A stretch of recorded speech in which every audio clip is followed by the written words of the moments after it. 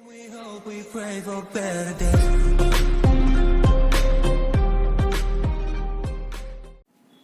बच्चों, आज की क्लास में हम ग्रुप थ्योरी की एक इम्पोर्टेंट थ्योरम परमुटेशन के अंडर कैलीज थ्योरम डिस्कस करेंगे। कैलीज थ्योरम क्या है? Statement every finite group G is isomorphic to a permutation group, यानी जो G आपके पास ग्रुप है उसको आइसोमॉर्फिक प्रूव करके दिखाना है। किसके रिस्पेक्ट में? Permutation group.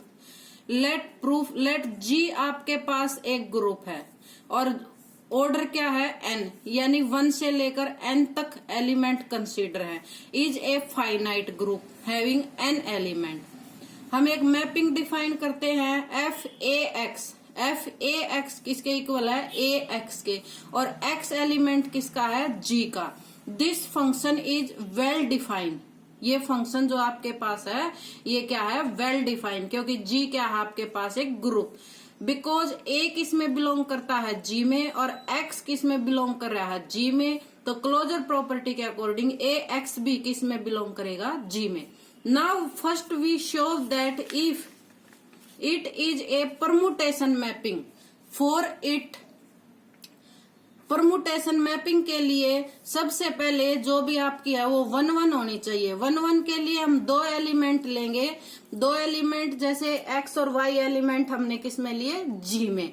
और हमारी मैपिंग क्या थी? FAX। तो क्या हो जाएगी 1-1 के according? FAX equal to FAY। By definition FAX equal to AY। A से A cancel, which imply X equal to Y। Hence जो आपकी मैपिंग थी वो क्या है? 1-1। ऑन टू मैपिंग के लिए आपके पास क्या था? जैसे FAX क्या था? A किस में बिलोंग करता था? G में, और X किस में बिलोंग करता है? G में। तो AX किस में बिलोंग करेगा आपके पास? G में। AX भी किस में बिलोंग करता है आपके पास? G में। So FAX equal to AX belongs to G।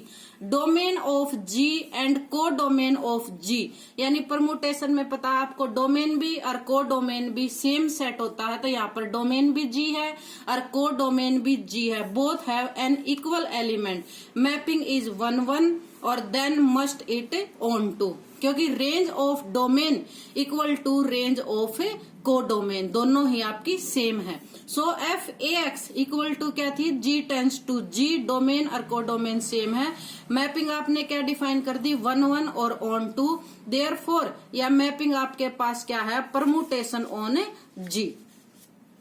FA के अंडर आपने एक सेट डिफाइन किया। अब G डैश क्या था आपके पास? G डैश में किस टाइप के एलिमेंट हैं?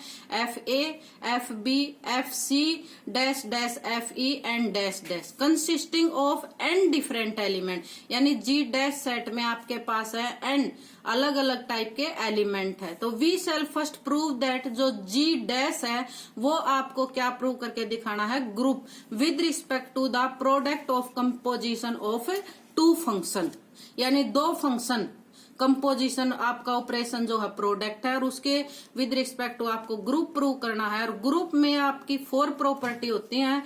फर्स्ट प्रॉपर्टी आपकी कौन सी थी? Closure law. अगर आपके पास 2 एलिमेंट है तो दोनों की मल्टीप्लीकेशन भी आपके पास सेट में आनी चाहिए। हमने 2 एलिमेंट लिए, जैसे आपने पास FA और FB किस में बिलोंग करेंगे? G डैश में। डेफिनेशन के अकॉर्डिंग FA.FBX किसके इक्वल आएंगे आपके पास? FA। हम इसको ऐसे लिख सकते हैं FBX, और BX को बाय डेफिनेशन क्या लिख सकते हैं? सॉरी, FBX को क्या लिख सकते हैं? BX। अब F फंक्शन अप्लाई करेंगे तो क्या लिख सकते हैं? ABX by definition. और हमारे पास जो G है वो क्या था? एसोसिएटिव, क्योंकि G आपके पास ग्रुप है तो बाय एसोसिएटिव लॉ मैं इसको लिख सकती हूँ AB और इंटू X। ABX लिखने के बाद आप इसको ऐसे भी लिख सकते हो। लेफ्ट साइड में आपके पास था FA.FB इंटू X। तो FABX किस में बिलोंग कर गया आपके पास? G डैश में, यानी प्रोडक्ट भी किस में आ गया आपके पास? सेट G में। तो क्लोजर प्रॉपर्टी आपकी सेटिस्फाई है। सेकंड आपकी कौन सी थी? Associative law. एसोसिएटिव लॉ में let F A F B F C हम 3 एलिमेंट लेते थे और तीनों एलिमेंट आपके पास किस में आएंगे, जो सेट आपने डिसाइड किया है जी डैश। एसोसिएटिव लॉ में क्या करते थे, पहले आप first function as it is जो फर्स्ट एलिमेंट है और 2 एलिमेंट की मल्टीप्लीकेशन। तो बाय डेफिनेशन मैं इसको ऐसे लिख सकती हूँ एफ बी और एफ सी को एफ बी सी, जो हमारी एफ डेफिनेशन के अकॉर्डिंग जो हमने डिफाइन किया था। F A F B C को आप कैसे लिख सकते हो, B C. F by definition हम इसको लिख सकते हैं A B C, A B C. और ए बी सी को मैं लिख सकती हूँ ए बी पहले सी, क्योंकि ए बी सी किसके एलिमेंट है, जी के, और जी आपके पास क्या था, ग्रुप, और ग्रुप में एसोसिएटिव प्रॉपर्टी सेटिस्फाई होती है। इसलिए F A F B into F C, यानी लेफ्ट साइड और राइट साइड हमने एसोसिएटिव लॉ के अकॉर्डिंग ये हमारी प्रूव होगी, hence associative it is hold. Existence of identity, existence of identity में क्या होता था, एक हमारा एलिमेंट जैसे ई एलिमेंट है, ई किसकी आइडेंटिटी है, जी की, क्योंकि जी आपके पास क्या था, ग्रुप। तो एफ ई किसकी आइडेंटिटी होगी, जी डैश की, जो सेट आपने अब कंसीडर किया था एफ ए मैपिंग के अकॉर्डिंग। तो एफ ए और एफ ई को मैं ऐसे लिख सकती हूँ एफ ए ई, और आइडेंटिटी से मल्टीप्लाई करते हैं तो वापस क्या आएगा अपने पास function as it is F E. Same अगर हम ऐसे लिखते हैं आइडेंटिटी पहले और एलिमेंट बाद में, तो इसको ऐसे लिख सकते हैं F E A equal to F A, यानी F A dot F E लिखो या F E dot F A लिखो, दोनों का आपके पास क्या है F A.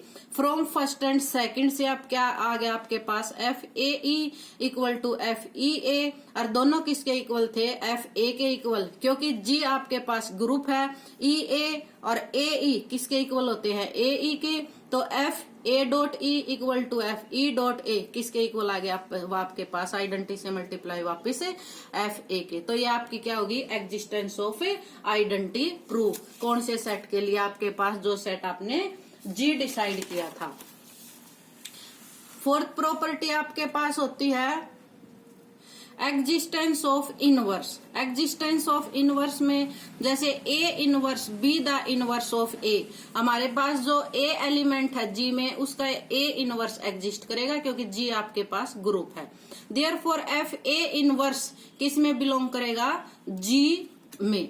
Also A inverse ए किसके इक्वल है आपके पास, ई के इक्वल, और ए इनवर्स किसके इक्वल आएगा, ई के इक्वल। तो F A inverse equal to F A, sorry यहाँ पर ये जी डैश आएगा, एफ ए इनवर्स किसके इक्वल है यहाँ पर, एफ ए इनवर्स इंटू में एफ ए इक्वल टू मैं लिख सकती हूँ एफ ए इनवर्स इंटू में ए, और ए इनवर्स ए किसके इक्वल था, आइडेंटिटी के इक्वल एफ ई, और इसको हम ऐसे भी लिख सकते हैं एफ ए इनवर्स, और ओपन भी कर सकते हो एफ ए और एफ ए इनवर्स, यानी F A inverse F A किसके इक्वल है, एफ ई के, और F A into F A inverse किसके इक्वल है, एफ इन के।